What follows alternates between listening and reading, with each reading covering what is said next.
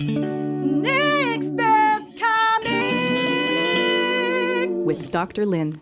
Hi, everybody. I am sitting here with Jimmy Graham. Jimmy, I'm wondering if you would just give our listeners and viewers an idea of what it is that you do. What is it that I do? Well, first of all, I'm the president of Mind Power Presentations. I do unlimited potential coaching, as well as I'm a speaker, author, entertainer, and hypnotist, where the funny ha-ha stuff kind of comes into play every once in a while. That's what intrigued me and had me ask you to come in here to the studio, because when you're doing hypnosis shows, I'm sure all kinds of behaviors, social behaviors, happen, whether it's in the audience with those who are non-hypnotized versus those who are on stage, being the ones who I guess are the main entertainers at that point, right? They certainly are. They certainly are. Right. They are the focus of the show. I'm more like, when I'm doing a hypnosis presentation, I'm more the ringleader of the circus. And they're the performers of the circus. And the great thing about hypnosis shows is that their true personalities come out and really shine. And that's where the real funny moments come out. And that's where the laughs begin. How well do you facilitate, to what degree are you the one facilitating the humor aspect among your performers? That's a good question. When I go on stage, I've got what's called in the hypnosis show world called skits. So basically you're presenting an idea to the hypnotized subjects. And after that, I kind of, once again, I'm in the ringleader position, but the show really takes on a life of its own. And there isn't one time, I've been asked so many times when, before a show would begin, what's the show going to be like? And I go, I don't know, I haven't done it yet. So I have an idea of kind of how I want it to roll, but I don't know what's going to happen within the show. So you are constantly improvising. There's a lot of improvisation, yes. Because yes. you have your outline, and you have the skit bits that you have prepared ahead of time, so you know the flow that you would like to follow. However, you don't really know how your subjects are going to be behaving. Exactly. And interacting together in terms of group dynamics. Exactly. For instance, if they're on the beach, all of a sudden it's like on the count of three, you find yourself on the beach. And then you're looking out on that bright blue ocean, and then I'm going to count to three, and you're going to take a little boat ride out in the middle of the ocean. All of a sudden, they're grabbing that steering wheel, they're going. Well, guess what? Maybe there's going to be a shark that appears in the ocean that's going to start chasing your boat. Now, I've said that at least 75 to 80% of the people, they're kind of scared. They're hitting the gas. They want to get back to shore. Some of them are like looking over going, here, sharky, shark, oh yeah. So you just don't know. It really is, comes back to the personalities of the people that are in the show, and everybody's so different. Everybody's so different. Yeah. Now, today's theme, I have not disclosed it yet due to the improvisation element. I want to talk about people behaving badly in terms of displaying anger or angry moments or frustration and being frustrated. So if someone, for instance, had a character who was on your stage, someone had a character of losing their temper easily or getting frustrated easily, how might that look on stage? Because I'm sure you've come across a situation where you're dealing with people who just naturally have a short fuse. Well, we'll go back to the little shark scenario because that's a perfect place to start with that question. When they have kind of made it back to shore safely, and then I tell them, look at that shark, it's swimming back out to the ocean. Let that shark know how you feel. Well, obviously, they just went through kind of, for most of them anyway, a traumatic experience. It's like this shark was going to jump in their boat and take a chunk out of their boat or whatever it was that they were imagining. And then I say, well, tell that shark how you feel. Well, sometimes the old middle fingers they get a middle finger salute, or they're yelling at them, or, telling them, where to go type of thing. And some just sit there and just wave goodbye to the shark. It's like, no big deal. Just didn't faze them at all. So it's really interesting when you see people's personalities come out, because once they're in a state of hypnosis, there's really not much of a filter, and people get the wrong idea with hypnosis that they go, oh, I'm going to tell all my secrets and everybody's going to find out about my past and things like that. That doesn't happen. And the reason why that doesn't happen is because everybody has what's called a protector self. And they're not going to share something deep, dark that they want to hold secret unto themselves and don't tell anybody. But that being said, if they are somebody that perhaps might have a little road rage issue going on now and then, when all of a sudden they want to tell the shark how they feel, well, that road rage is going to come out a little bit as well. So that's really what makes these hypnosis shows interesting. It really is a great demonstration of I don't know if people behaving badly, but really their true personalities coming out that's unfiltered. Mm-hmm. Yeah. And you need to manage that and facilitate Oh, that. yes. Including audience reactions. You're dealing with dynamics from two completely different levels and having to manage that.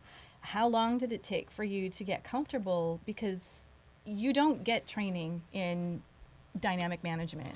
No. I mean, I think I realized real quickly that I was blessed with a personality that just takes action immediately when something needs to be taken care of. It's one of those things that if you see something happen, because once again, in a hypnosis show and as the hypnotist, you are the ringleader, right? So you need to be in control of the chaos.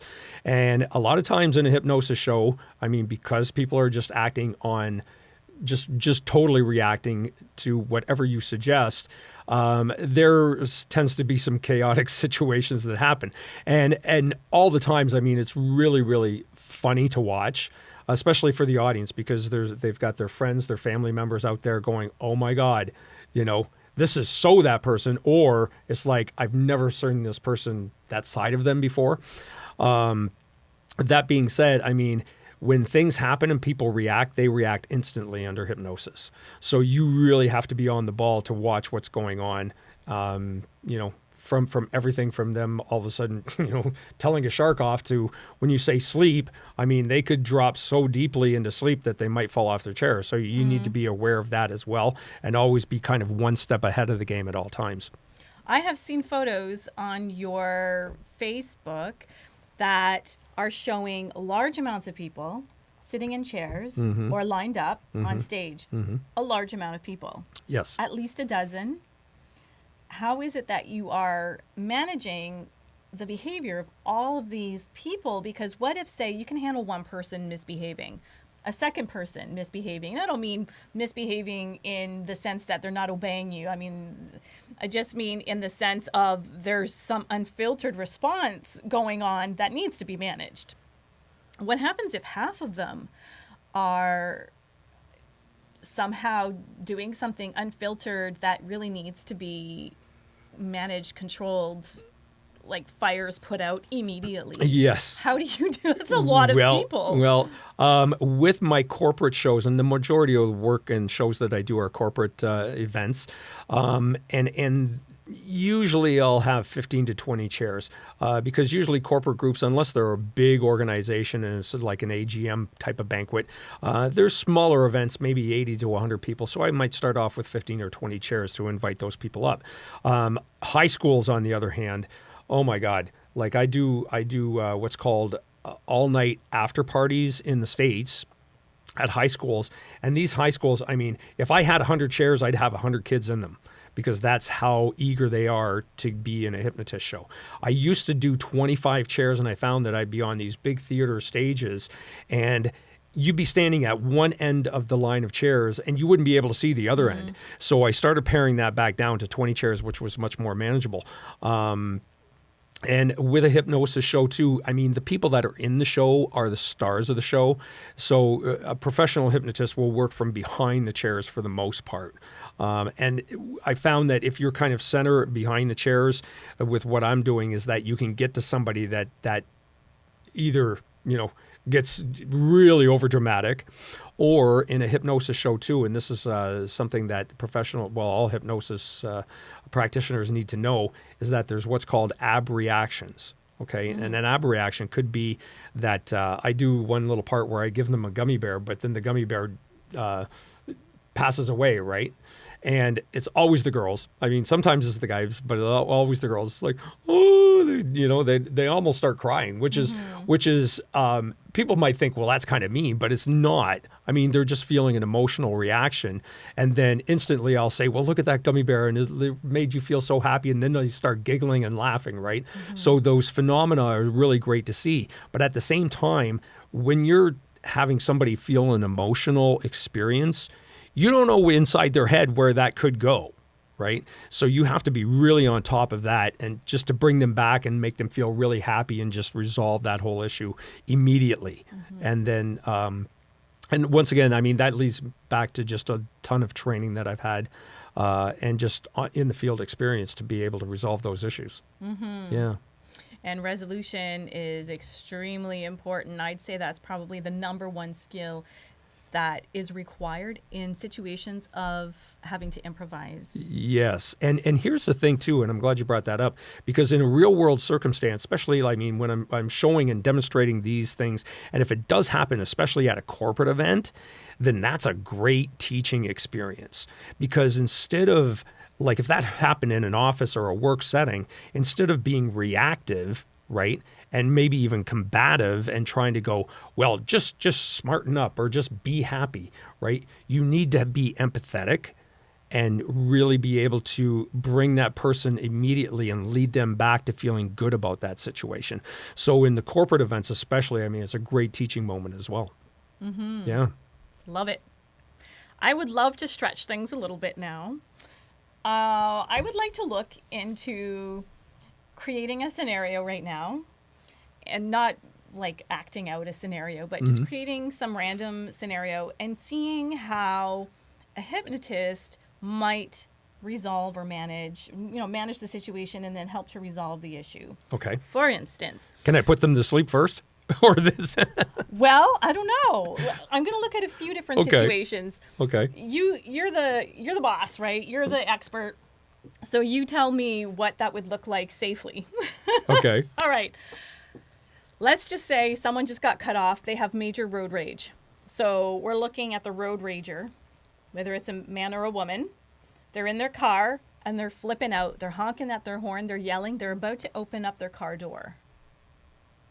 How would, I'm not saying a regular person who's walking down the street, or you, Jimmy, regular guy walking down the street. I mean, I'm talking, Jimmy Graham, hypnotist. How would you deal with that situation if you had pre-permission to use your skills? Now, am I the person that there is being honked at, or I'm just an observer seeing this happen? You're there as a third party seeing this happen. Oh, okay. And you want to get this guy, like, you want to rein this guy in, like, whoa, reel him in. Okay. That scenario reminds me of the very first show I ever did. And it was in a little dinky bar that, you got to start somewhere. And I'm in this bar, and it's about 4 o'clock in the afternoon. I'm setting up my equipment. And there was 2 couples in this bar, and all 4 of them were just wasted, okay? And as they're, talking back and forth and yada, yada, yada, next thing you know, I heard this one guy goes, "Get your feet off the bar. Where were you born? In a barn?" Right? Now, the way he said it was kind of authoritative, kind of do as I say, and kind of like, yeah, you're my buddy and I'm just kind of joking with you a little bit. The other guy didn't take it that way. The other guy was like, who are you to tell me what to do? Next thing you know, they're coming to blows. All of a sudden, this fight breaks out, and they're whacking on each other. Now you're on stage? No. This is about 4 o'clock in the afternoon. Oh. I'm just getting my show set up. I'm setting up my equipment and things like this. And then the girls decide they're going to break it up, right? Well, the one is like, "Get your hands off my man," blah, blah, blah. And then they start going at it. So now I got all 4 of them. And I'm thinking, you've got to be kidding. This is how I'm going to start my hypnosis show career, right? And for whatever reason, I just went right up to the 2 guys that were fighting, and I said, on the count of 3, stop fighting. Boom. And I snapped my fingers, and they both, I swear to God, this is a true story, they both just looked at each other, looked at me, and then went back to the bar and sat down. You're kidding me. I am not kidding you. I'm not kidding you. And I was like, wow, this hypnosis stuff is amazing.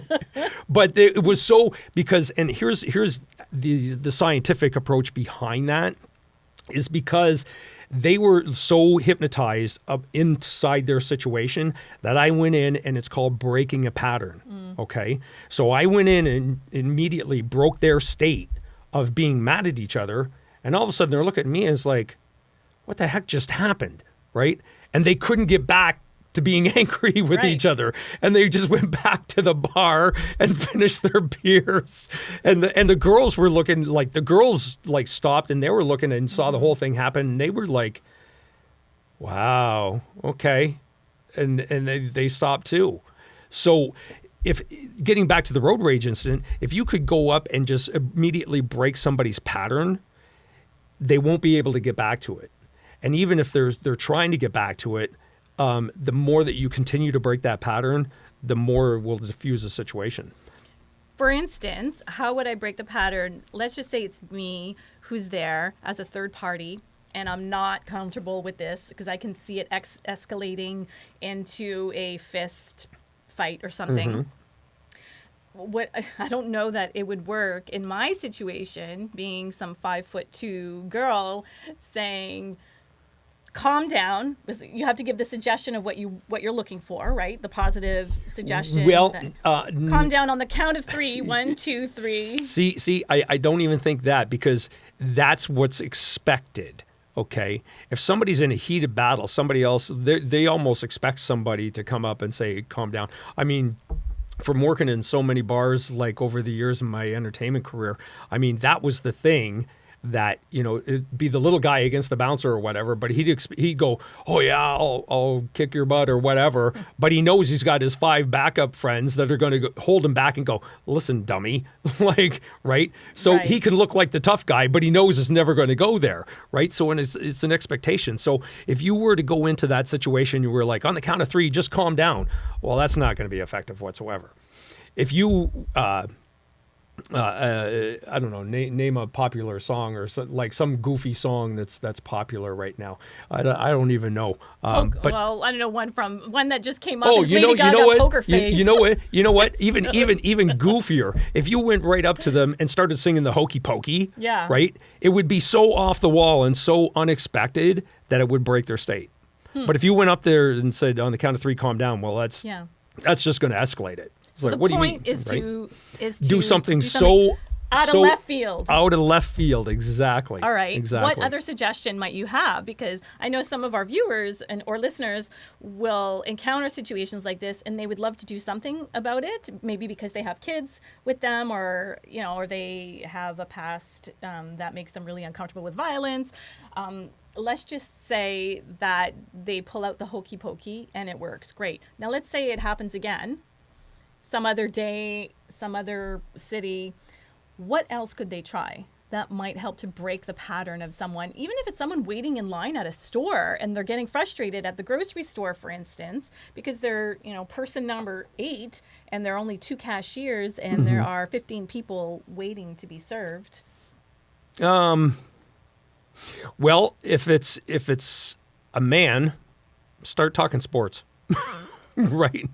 So how are those Leafs doing? How they were, whatever the favorite hockey team or sports team that, you're in that city to do. If it's a woman, start talking about kids. Find a common denominator that will get their mind off that situation. And that, once again, it just sends them down a new path neurologically. And once you can divert them, all of a sudden it's not that big of a deal anymore. And neuropsychology is so talked about, but I don't think people really understand the day-to-day appearance of neuropsychological principles and behaviors that really are all about the neuropsychological aspect. So people have to remember, when you're behaving, there's some stuff happening up here. That's the neurological element. And so when your synapses are firing, either in a reactive response or in a simple or in a controlled response situation, like the one where you're trying to redirect someone in a way that's completely coming from left field, there's some neuropsychological things going on that go beyond simple emotion. Yes. And they go beyond simple action. Yes. And they go beyond simple cognition or simple, mental state or thought state. Mm-hmm. It includes all of it. And I think what's happening, if we had to interpret this from a psychological point of view, is that the whole breaking the pattern thing is a very simplified way of saying that you're breaking the path. you're breaking a synaptic path. You are. You and truly are. It's like you're putting up a roadblock right here. So the person's going like this, and they want that road to be free, and you're just doing one of these, and now they have to go around. Yep. That's all that's happening. It's Yep. it's so simple, so effective. And if you can start that with a smile, Yeah. seriously, if you can start that with a smile, Right. it breaks their state too. I mean, let's face it, when two strangers are walking past each other and you can sense, I mean, you pick up on energy, right? And if that person is scowling and whatever, you tend to move farther away on the sidewalk, away from that person, even though you have to pass them. But if they're smiling and they look at you and smile, it's like, hey, cool. You might even high five them. You never know. But yes, there's so many things, and so many people are living in such a reactive state of mind. And in this day and age, and it's so sad, but everybody suspects everybody else, right? There's not many people out there that are just going through life and just, hey, it's everything's great, and they just expect everything to go great. The sad part of that is that, or the ironic thing about that is that once you get into that state of just expecting things to go well, they do. Mm-hmm. But so many people are in that reactive state where, the mindset is the government's out to get us, and the education and whatever, everything just basically sucks, right? So my life sucks too, and therefore I just expect all my interactions with everybody else to suck too. Mm-hmm. Yeah. Or everyone's out to get me. Everybody's out to get me. Yep. It's some kind of paranoid delusion. Yeah, really. it's a real victim mentality out there now, Yeah. and it's sad to see. But I do know that the people that have realized what it is, and basically we've all been hypnotized to believe it. I mean, fear makes money. That's just the way it is. Fear makes money, and so that's what people don't realize. I'm glad that you brought that up because people are already kind of hypnotized based on what they're seeing on television and movies, hypnotized. in the media. Yep. And they feel like, oh no, hypnosis is a state of sleep. No, hypnosis is a state of consciousness. Hypnosis, and when I do my presentations, and whether I'm doing a workshop or even doing my one-on-one coaching, the first thing I tell everybody is that hypnosis is simply your mind accepting a suggestion, right? And then your body acting upon it, and that being through your words or your actions. And the world is so manipulative. And the reason why is that because we need to manipulate societies to go out and buy stuff to keep the wheels turning. And that's what it's all about. And once you start really seeing things for what they are, you can rise above it, and your life becomes so much better. And another part of this, which is a little bit tangential, is that people who are feeling as if the world's out to get them, they're feeling cynical, they're expecting negativity, and they're expecting negative outcomes, tend to come at it from a very self-centered perspective. And in the world of conventional psychology, and this is why I do not study clinical psychology. I purposely refuse to be a part of that. I disagree with the diagnosis element and with the treatment elements. Generally speaking, there are some exceptions where it is acceptable in my moral mind.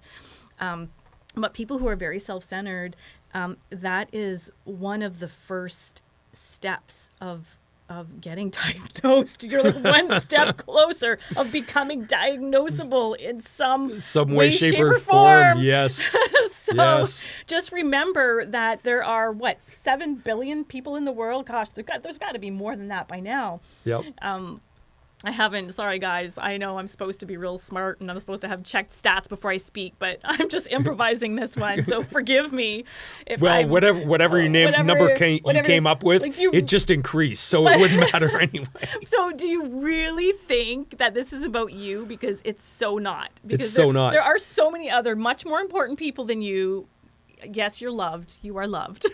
But there's so many more important people than you that should truly be concerned about people getting them. Yes, but the whole thing is that, I mean, humans are designed with me first. And we have to be. I mean, that's our method of survival. I mean, we have to survive. So it always is me first. But the thing is that we've been so conditioned by so much outside influence to go that, okay, if I want to improve my life, I got to look out there as opposed to looking inside here. Yes. Right? Oh, my goodness. And the more you look inside here and really realize that all this other crap that's going on is not that big of a deal. And I think that's where, getting back to what you were going to say or trying, going towards, is that self-importance is being taught to you from out there, right? And you're taking it in and you're being hypnotized by it. Yeah, because then you feel like I am so important. I must be the one, not anyone else, but Right. I must be the one to go out and buy this new material object Yeah. because I Yeah. must be the one to Ye- buy this material object. Yes.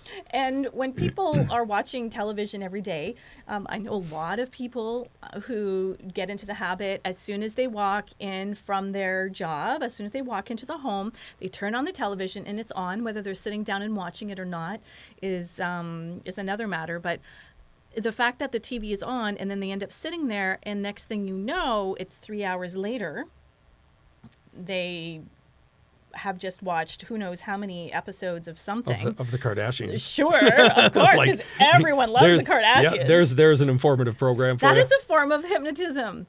That is a hypnotic trance. I joke about this all the time. It's like, I swear to God, like since the Kardashians started making TV shows, that the rate of selfies went up dramatically. I didn't even know what a selfie was until this song came out that I'd heard at a dance club somewhere. All about selfies?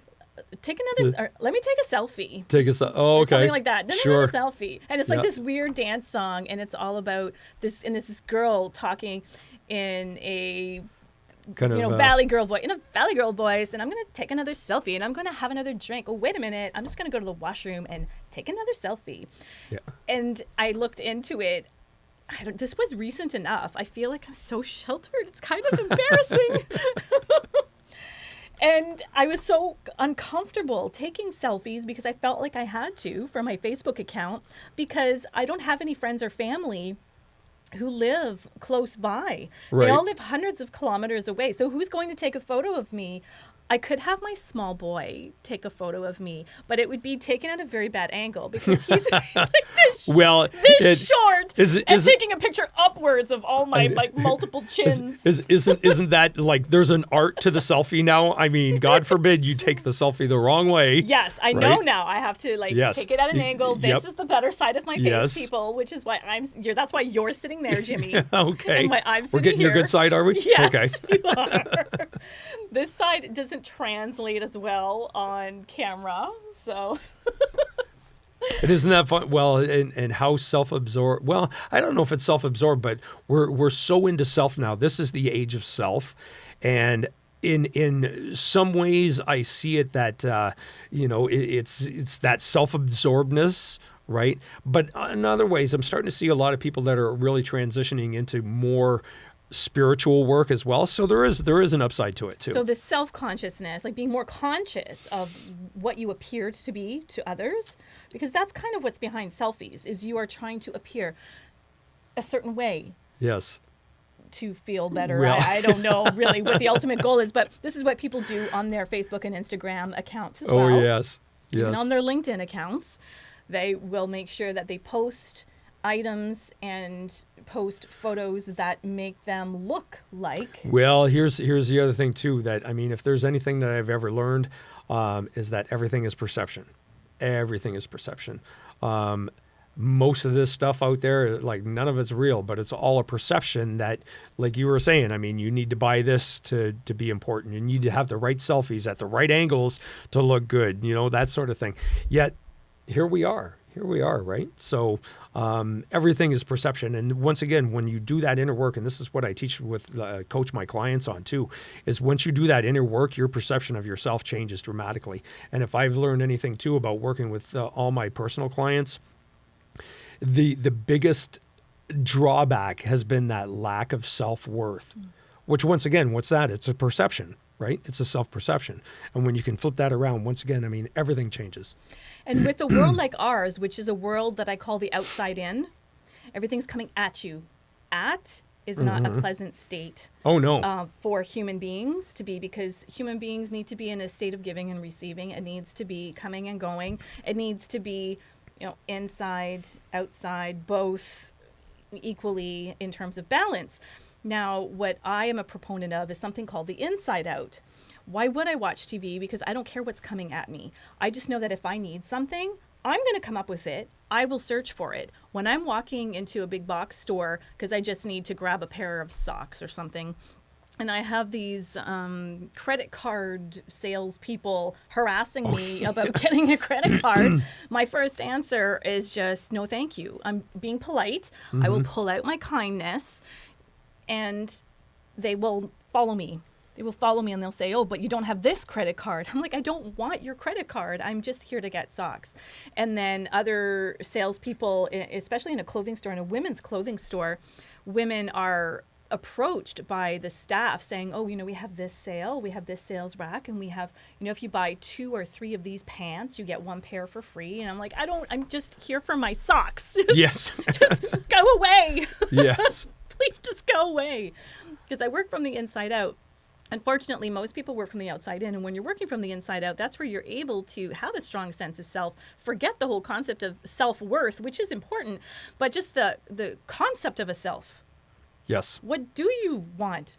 You need to be in that state of being in order to act in ways that will get you closer to the goal or the accomplishment that you wish to experience. Very true. I feel like I just ranted. It's okay, though. That's okay. That's okay. All right. Going back to scenarios where people are behaving in angry, not nice kind of ways. If someone is... All right. So let's say someone is at the grocery store. And I have seen this happen. It looks like a single mom with a couple of kids. They have only the basic staples, like the basic groceries on the belt, and it's moving. And the cashier is taking the items in. And then the mom is $10 short. And then everybody around sees this, and they do not respond. They do not assist. They don't just pull out $10. So embarrassingly enough, the mom has to leave all of the food there and leave again with the kids to go jump on a bus.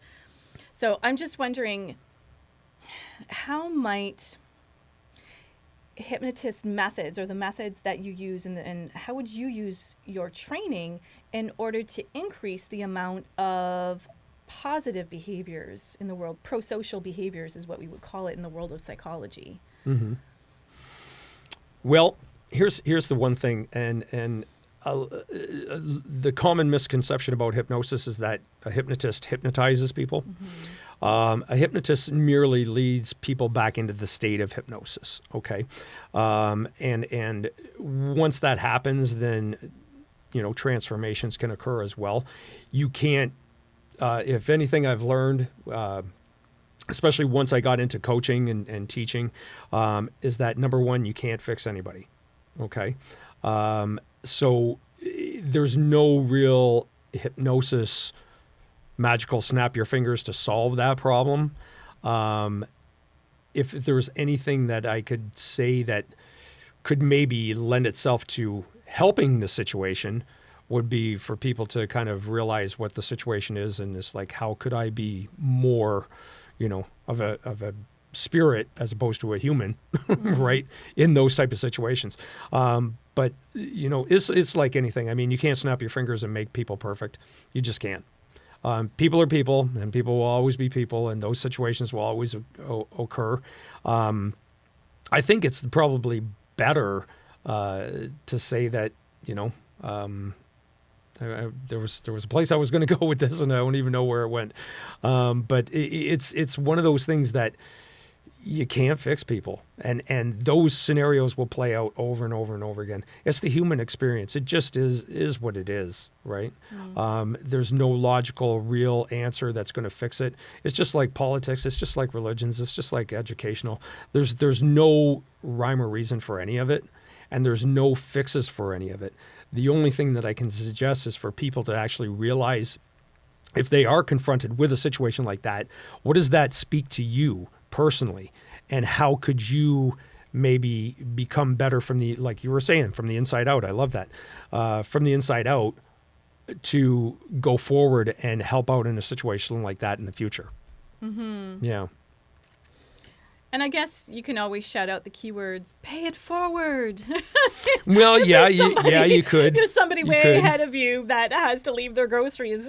you could, but usually, I mean, if that was the situation, they'll all turn around and go, well, okay, buck up, Yeah, right? right. Get out your $10. You were the big mouth that said it. Yeah. Right.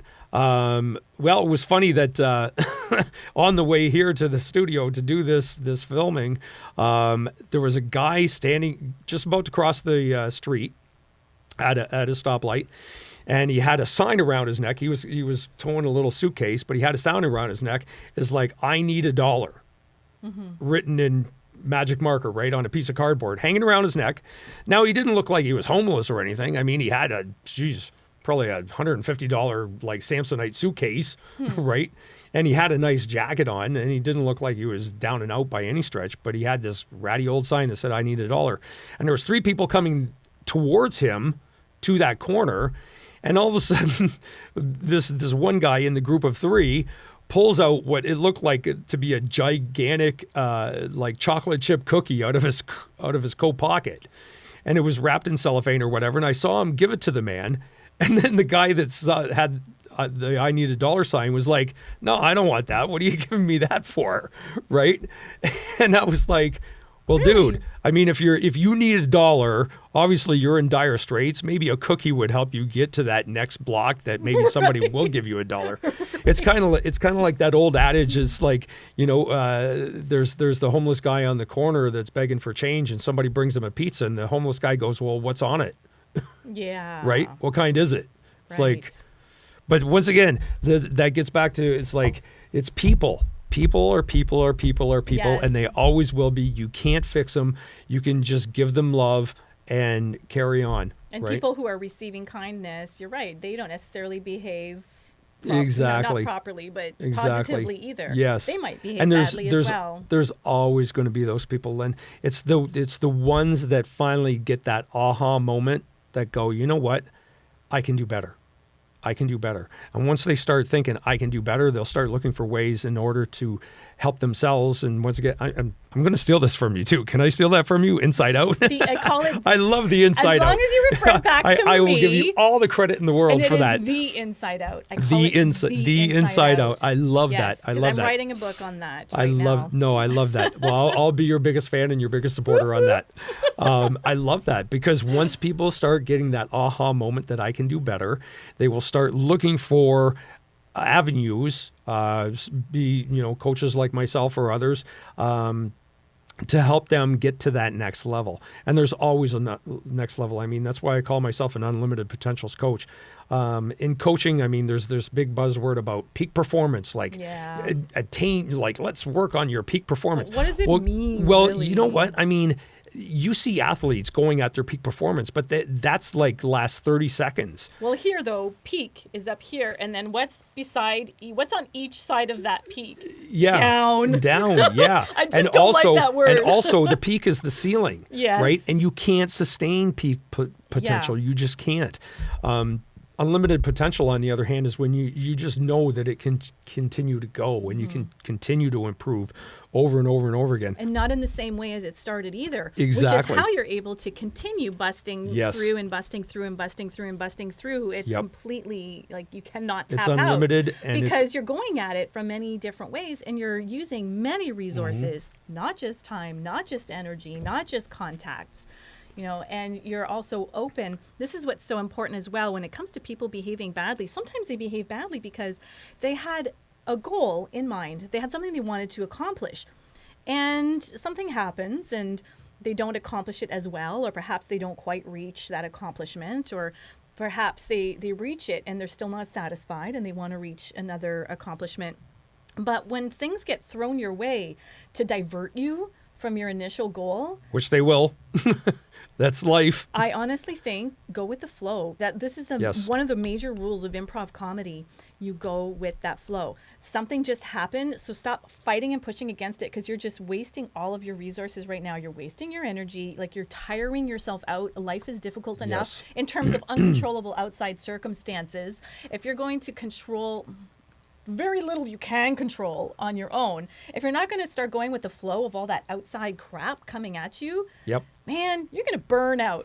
And Yeah, then you all will. you're going to want to do is sit in front of that TV and be hypnotized, like, oh, and drool. And that's a great point, especially, I mean, in the entertainment game, and I imagine like comedians would definitely verify this, but I know within my own show, when things would happen outside of my control and I rolled with it, those became some of the best moments in my show now, where it was like, this just kind of happened and we rolled with it. And it became the funniest bit that I was like, I'm keeping this. I'm keeping that. And now if I would have done the whole control issue thing and said, oh, no, we got to get this back on track. back on task. The train just derailed and oh my God, I'm going to lose it. And I got to get it back on. That moment would have been lost forever. But instead, I just let it roll and just and once it stops becoming funny, I mean, obviously, you gear The things back moment's on. passed. And the moments passed. But those moments when the train went right off the tracks were the funniest bits, and I keep them in the shows now to this day Awesome. because they were just great. And I found out too that when those moments like that are pure gold and magic, it doesn't just happen once. It translates to all the other audiences. And in a working environment or in a life environment, you'll find that those skills that work that one time that were gold will continue to be gold for the rest of your life too. Excellent. Yes. If you had to give 1 minute of advice to people out there, to the listeners and viewers of this show, in order to summarize or come up with the best wisdom, I'll leave it to your choice. Do you have any last words? As that you far have for as people? like in life in general, or As far as anything that you are present to right now, whatever you're present to right now, if you feel like that needs to be shared, go ahead. well, you know what? I love the word present. I really, really think, and that's once again a big aha moment that I share with my coaching clients, is to always practice remaining present.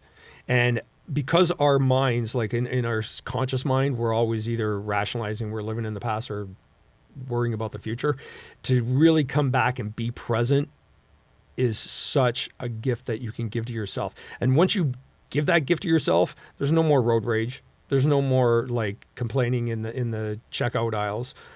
There's no more thinking, well, oh my God, this poor woman is like, she needs to feed her kids and she needs $10 to get her groceries. It's like, here's $10. Like, you don't even think about it. You just do it, right? Because you put yourself in a position of vulnerability. I think that's what may be underneath. Being present means you're giving yourself permission to be in the moment, which is kind of a vulnerable thing, don't you think?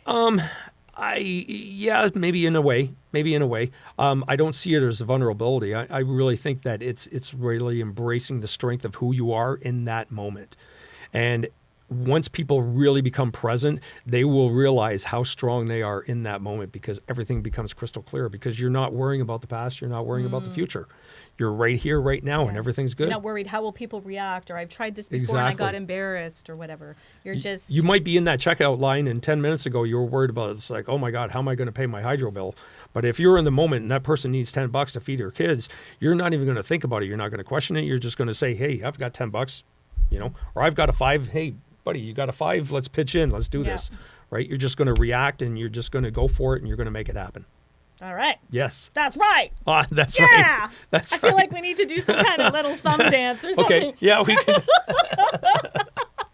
Well, everybody, let's thank Jimmy Graham for coming out today. Thanks for having me I'm on, really, Lynn. really grateful that you're able to come out here and chat with us over the last few minutes. And I will be including some information as to how people can get in touch with you at Next Best Comic. We will make sure to include your handles, your social media handles. Sure.